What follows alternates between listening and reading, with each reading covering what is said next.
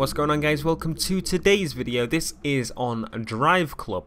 So DriveClub, to me, at the beginning of the year, well, when we first saw it in February, I was thinking to myself, you know, this is a nice game, but to be honest, it's not looking to be my favourite at the minute. And I was actually putting Need for Speed Rivals above this at points until I read this article. So I found some article, an interview basically about DriveClub, you know, some of its features and so on that haven't really been said yet. You know, there's a few things that we've heard before, but there's new things that I didn't even know, which is, you know, which means I've pretty much turned my opinion around and saying, and now I'm saying this is probably the best racing game in years. And you'll understand why I think that in a moment. So this is the trailer you're watching. The next video is going to be basically IGN recording the screen of the game, recording the audio from the speakers of a bloody television or something, and an awful driver playing the game. And I apologise, but that's because there's no direct feed footage for me to find on the internet. There is a reason for that, in my opinion. I think that they're basically not showing direct feed because they're gonna make it, you know, the best it is before they show direct feed, because, you know, they haven't even decided if they're gonna make it 30 or 60 FPS yet. So, you know, they'll want to show it at its best as soon as we see it. So it makes sense, doesn't it? Alright, so I'm going to give you some things from the article. Basically, I went through it. Rather than reading the whole article to you, I'll pick out some of the best bits, in my opinion, you know, the most significant factors about the DriveClub game that's coming out this year. So, first things first, let me just go to the first part here. The slowest cars in the game. So there's going to be things from hot hatchbacks all the way to super hypercars that we've seen. The slowest car that they've shown so far, or announced, is the Mercedes-Benz AMG A45, which requires 4.5 seconds to reach top speed, apparently, which I think is a load of rubbish. They probably missaid that or misheard it, I don't know, because its top speed is 155, that's limited. 4.5 seconds to get to that top speed? I don't think so. I think that meant the 0 to 60 or whatever. Anyway, to the next part. Who is it aimed for? It is aimed for basically car enthusiasts, while it's also aiming for casuals at the same time. So a casual guy can just come along to a shop and pick it up and play and think he's quite good at it, but then I can destroy him with my mad skills once I've actually learned how to master the game. It's one of those easy to play, difficult to master type of games, which I'm not too happy about, but I'm happy about at the same time, because if it was simulation, I would probably avoid this game, and I'll probably get it, but I'm not really a massive fan of simulation, and arcade's more my style. The track's fictional. Are there any off-roading? Is there any off-roading? The tracks are fictional. They're made based on real places, but modified to do with like real tracks kind of thing. So if you might notice some of the corners and so on from other tracks, the real tracks, but they're based on like countryside locations and so on. There are no off-road events as of yet, but they may add some in, because the idea behind DriveClub is to constantly add content in, which I'm liking the sound of so far. You can't join multiple clubs, you can only join one club at a time, but once you leave that club, your points will come along with you. In clubs, you will earn money.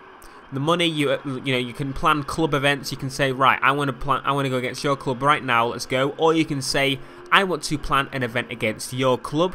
We'll do this at 4 PM on Sunday, and we'll say 50 grand. The winner gets 50 grand from the other team, which is freaking awesome. I can't wait to do that. Wager matches are in the game, so I can go one-on-one and wager against somebody, which is going to be awesome fun against friends and so on.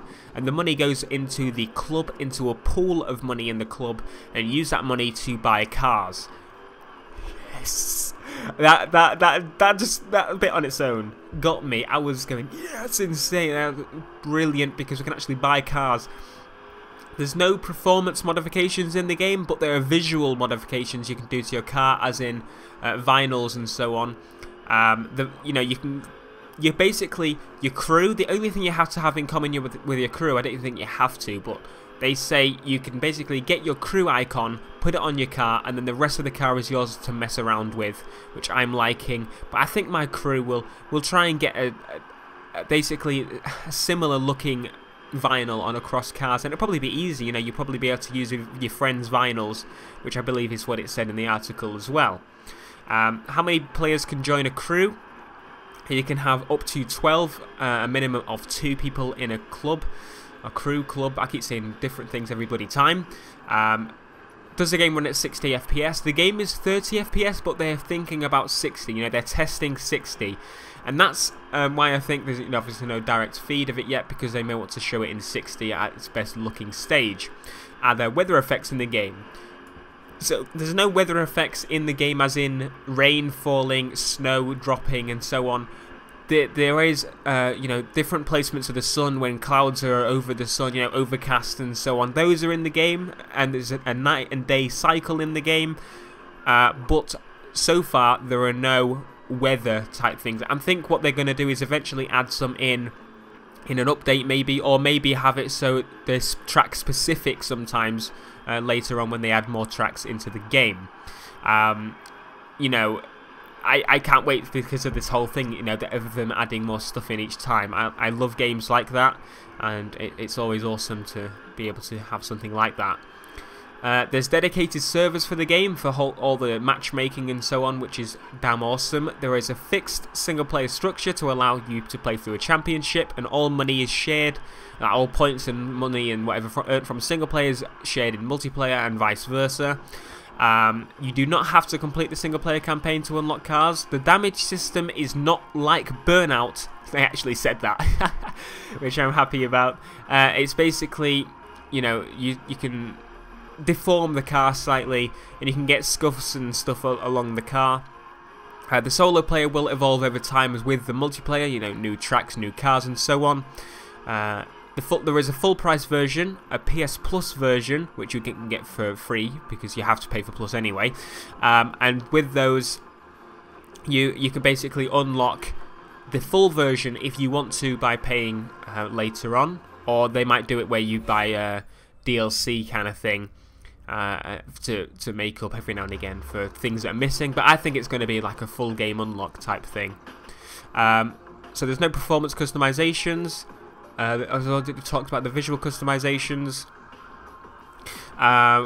You can also be a solo guy, so say you want to work on your own, you can actually, you know, contract to other clubs and they can pay you a certain amount for doing that. Like say they would need you to do a race, you can do that, and I'm liking the sound of that. You can just be like some anonymous driver.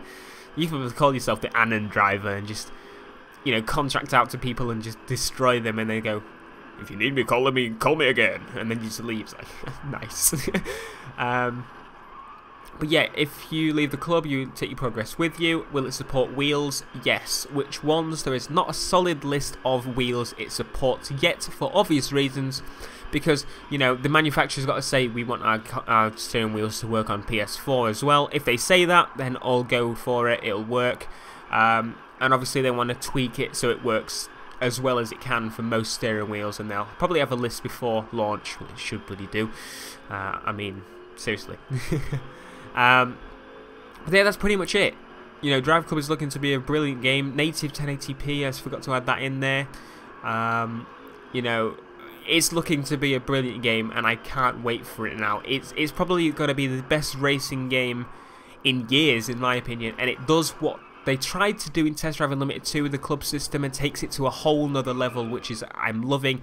And the fact that you can actually get it by just going on the PS4, pretty much, because you have to pay for online. You get it for free. You know, you get it DriveClub for free, meaning the community is going to be huge on day one, and everyone is going to be all over it, because this game looks fantastic, and I can't wait to hear more. Hopefully we'll see some DriveClub at Eurogamer, and I'll probably be able to, you know, actually play it for myself and see how it runs and so on. But for now, I'll see you soon, guys. Make sure to like, comment, subscribe if you want to see more DriveClub, because I'm going to be frigging crying when this game actually arrives on my doorstep. I'm probably going to get the full one, not 100% on it yet, but I'll probably decide soon. But anyway, make sure to leave your thoughts on DriveClub below. The article that I was looking at will be in the description, so you can check it out. And let me know what you think below. I'll see you in the next video, guys. Peace. Yo, Uh-huh. Yes, sir. Turn everything up some more. The drums, you know. The music. Uh-huh. Holla back. I'm going for it now. Holla back. Yes, sir. Holla back.